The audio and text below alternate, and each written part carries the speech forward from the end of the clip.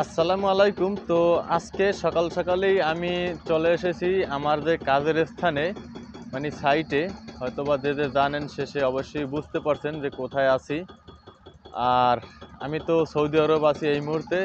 আজকে সকালবেলা আমি ঘুম থেকে উঠছি 5:30-এর সময়। তো এরপরে হয়তো বিরাজ করে হয়তো খেতে পারি নেই, এমনকি আমাদের নিজের নাস্তাটাও মানে লই, মানে আমি যে সাথে নিয়ে আসব এটাও মনে ছিল না। এরপরে আমার যে একটা কান টুপি ছিল মাথায় সেটাও আনি নেই, মানে মনের ভুলে রাইখেছি, তাড়াহুড়ো করছি অনেক, মানে উঠতে লেট হয়েছে।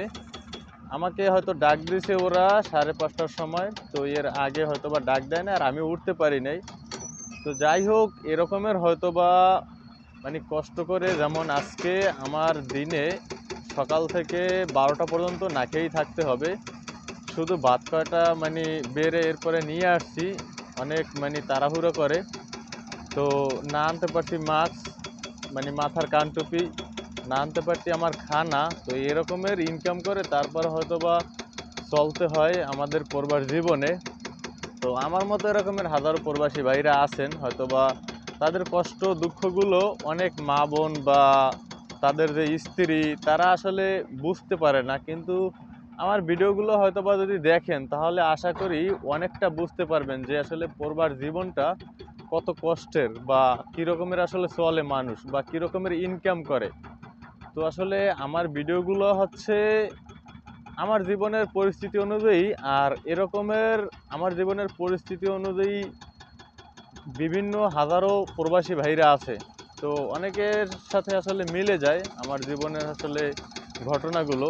তো যাই হোক, আমি একটা কথাই বলতে চাই, অবশ্যই হয়তোবা মা বোন ভাই ব্রাদার যারা আছেন প্রবাসী ভাইদের বা স্ত্রী, তারা অবশ্যই হয়তো বুঝে শুনে এরপরে খরচ করবেন টাকা পয়সা। হয়তোবা ঠিক আছে আপনারা ভাঙবেন ঠিকই, কিন্তু খুবই সতর্কতার সাথে। কারণ একটা জিনিস বুঝেন, এরকমের না খেয়ে তারপরে এই পড়বার জীবনে কিন্তু কষ্ট করতে হয়। আর অনেক আছে হয়তো 4 বছর 5 বছর পরে গিয়ে এরপরে দেখে যে মানে তাদের তো মন পায় না, এবং যে টাকাগুলো দেয় মানে তাদের রাখতে তাও রাখে না, মানে এমন পর্যায়ে চলে যায়। তো সর্বশেষ পর্যায়ে অনেক প্রবাসী ভাইরা কিন্তু মানে আত্মহত্যা পর্যন্ত করে, বা অনেক কান্না করে।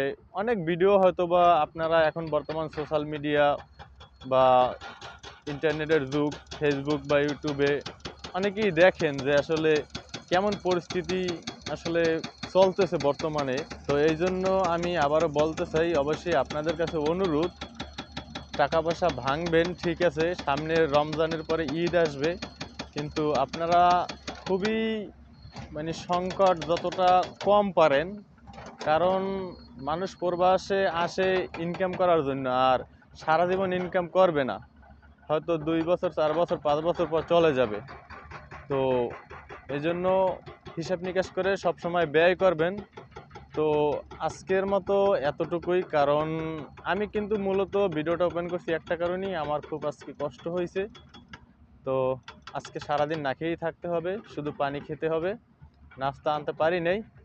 তো পরবর্তী হয়তো বা কোনো ভিডিও নিয়ে আসবো। সে পর্যন্ত ভালো থাকুন, সুস্থ থাকুন। আল্লাহ হাফেজ।